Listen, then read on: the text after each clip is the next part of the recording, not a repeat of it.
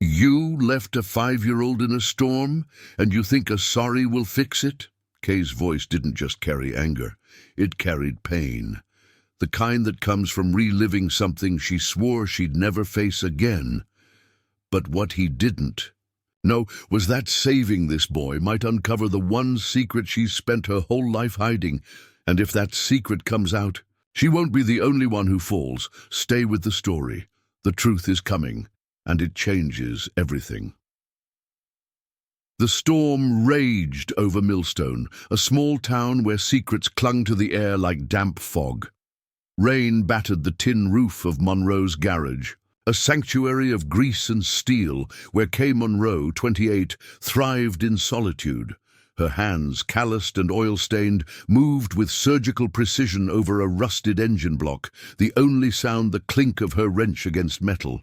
Kay was Millstone's unsung hero, fixing cars and lives with a quiet defiance, her past a shadow she kept locked away. But tonight, something or someone was about to crack her world open. A cry, faint but piercing, cut through the storms. Howl. Kay froze, her wrench hovering. She stepped to the garage's open door, peering into the deluge. There, in the mud beside a toppled wheelchair, lay a small boy, his face twisted in pain, his legs bent at unnatural angles. He couldn't have been older than 5. Kay's boots splashed through puddles as she ran to him, her heart pounding. "Hey, kid, you hurt?" She knelt, her voice softer than the storm. His wide, tear-streaked eyes met hers, and something deep inside her stirred, a flicker of protectiveness she hadn't felt in years. I fell," he whimpered, clutching a soggy piece of paper. "My chair's broken." Kay glanced at the wheelchair, its left wheel mangled like a crushed tin can. "Where's your family?" she asked, scanning the deserted street. The rain answered with silence, her jaw clenched. "Who leaves a kid like this?" "Dad's coming back," the boy said, his voice trembling. "He had a call. Important." Kay's eyes narrowed, but she swallowed her anger. "Let's get you dry." She lifted him gently, his small frame featherlight in her arms, and carried him into the garage, setting him on a worn stool. The wheelchair came next, dragged through the mud. Under the flickering fluorescent light, she assessed the damage. A fixable frame, but the wheel would need serious work. Her hands itched to start. "What's your name, kid?" she asked, grabbing her toolbox. "Lucas," he said, wiping his nose. "Lucas Carter.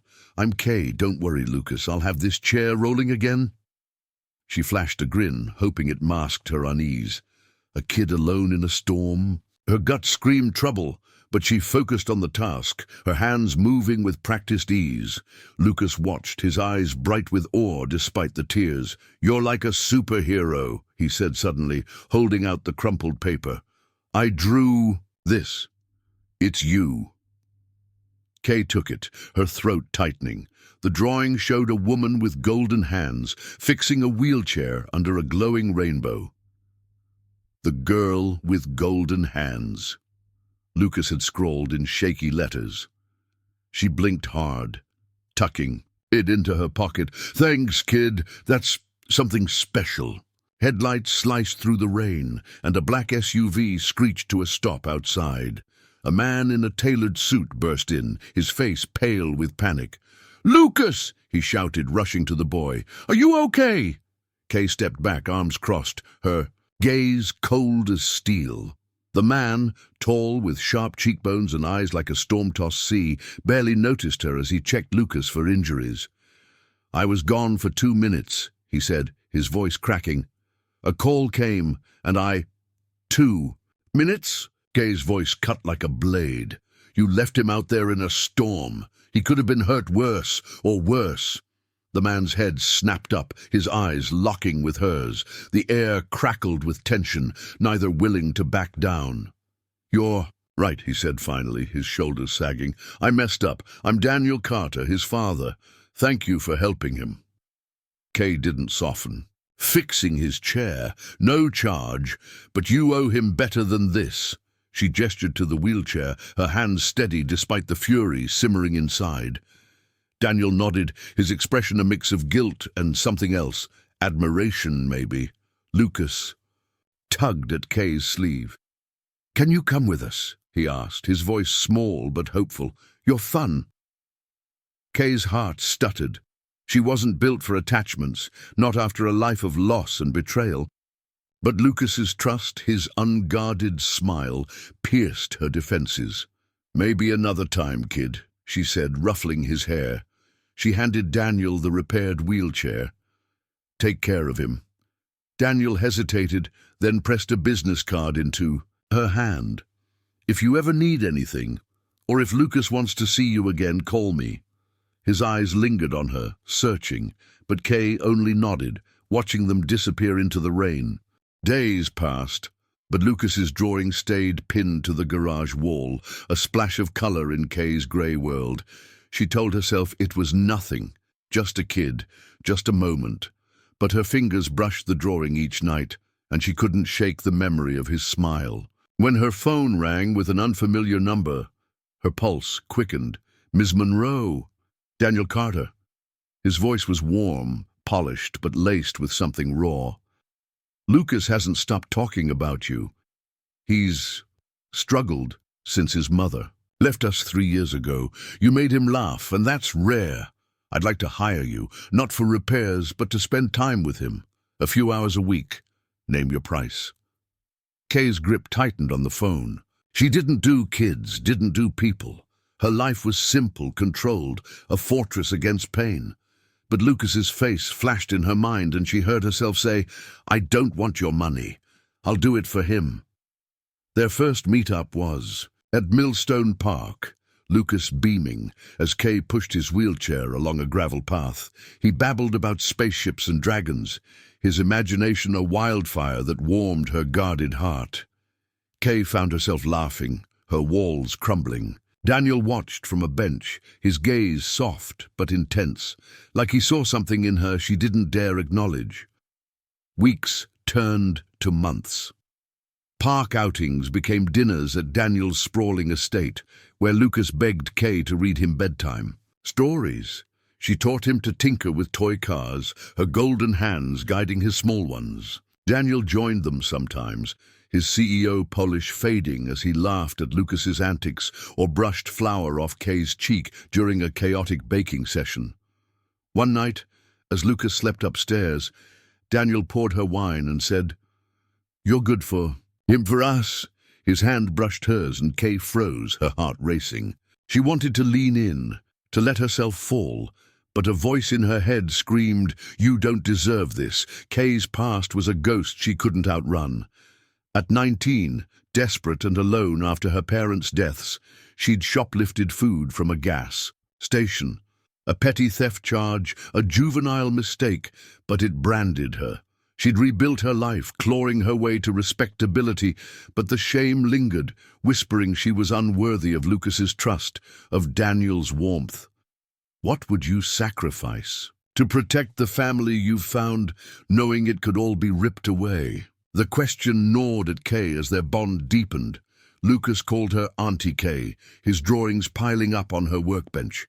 Daniel's touches lingered, his hand on her back, his eyes searching hers. But paradise was a house of cards, and it collapsed when Tiffany Carter returned.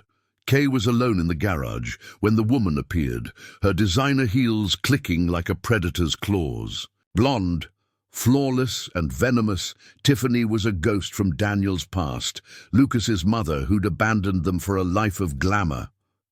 "So, you're the mechanic," she sneered, her eyes raking over Kay's overalls. "Daniel's little charity case. Enjoy it while it lasts." Kay's fists clenched. "What do you want?" "Lucas," Tiffany said, her smile ablade. "He's mine, and I'm taking him back. You're nothing. A criminal." She tossed a folder onto the workbench, court documents detailing Kay's theft charge, yellowed but damning. "The world will know who you are." Kay's blood ran cold. That night the story exploded. Tabloids screamed, "Gold digger mechanic targets CEO's son." Paparazzi swarmed the garage, their cameras flashing like vultures. Millstone turned on her, old friends whispering thief and con artist. The shame she'd buried clawed its way back, choking her. She saw it in Lucas's eyes too, confusion, fear, as reporters hounded them at the park. Daniel fought back, his lawyers battling Tiffany's claims, but Kay couldn't breathe under the weight of it all. Lucas needed stability, not a tainted woman dragging him into scandal. So she made the hardest choice of her life. She packed a bag, left a note for Daniel. "I'm sorry. He deserves better," and fled Millstone under cover of night, her heart breaking with every mile. She didn't get far. In a dingy motel 2 days later, her phone buzzed with a voicemail from Daniel. "Lucas isn't eating," he said, his voice raw. "He won't speak. He needs you, Kay. I need you. Please come back." The rain outside mirrored the storm. In her soul, she played the message again, then again, until the truth hit her. She loved them and they loved her. Kay returned to Millstone, her resolve a flickering flame. Daniel met her at the garage, rain-soaked and desperate. "Don't ever leave us again," he said, pulling her into his arms. Lucas, frail but smiling, wheeled toward her, his arms outstretched. "You're my family," he whispered, and Kay's walls shattered. But Tiffany wasn't done. She escalated her campaign, leaking doctored photos of Kay to the press, claiming she'd stolen from Daniel's estate. The lies spread like wildfire, and even Daniel's influence couldn't quell the storm. Kay's past was dissected on talk shows, her mugshot plastered across screens. Millstone's whispers turned to shouts, and Kay felt the town closing in. Then came the twist no one saw coming. At a custody hearing, Tiffany's lawyer presented a new witness, Ethan, Kay's foster brother from her teenage years. He claimed Kay had manipulated him into theft, painting her as a lifelong schemer. The courtroom gasped, but Kay's heart sank for a different reason. Ethan wasn't lying for Tiffany, he was settling an old score. Years ago, Kay had turned him in to protect a younger foster sibling, and he'd never forgiven her. The revelation rocked Daniel. For the first time, doubt flickered in his eyes. "Is it true?" he asked her later, his voice quiet. Kay's stomach churned. She told him everything, her desperate youth, the theft, Ethan's betrayal. "I'm not that girl anymore," she said, tears burning. "But if you don't trust me, I'll go."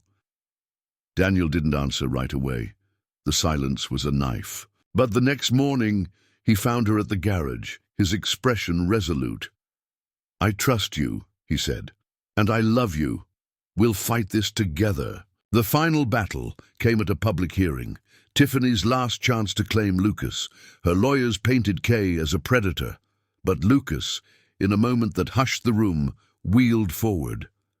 "I don't want her," he said, pointing at Tiffany. "She left me. Kay stayed. She's my mom now." His voice, small but fierce, broke the spell. The judge ruled in Daniel's favor, and Tiffany's claim collapsed. Daniel took to national television, his voice steady as he dismantled the media's lies. "Kay Monroe is the strongest, kindest woman I know," he said, his eyes burning with love. "She fixed more than a wheelchair. She fixed our hearts." In a move that stunned the world, he proposed to her on air, dropping to one knee as the audience roared. Kay, watching from the garage with Lucas, laughed through tears and whispered, "Yes." A year later, Kay and Daniel married behind the garage, Lucas their ring-bearer, his wheelchair adorned with wildflowers. Millstone, once her judge and jury, now celebrated her. They opened Fix It Forward, a community center where Kay taught kids with disabilities to build and dream.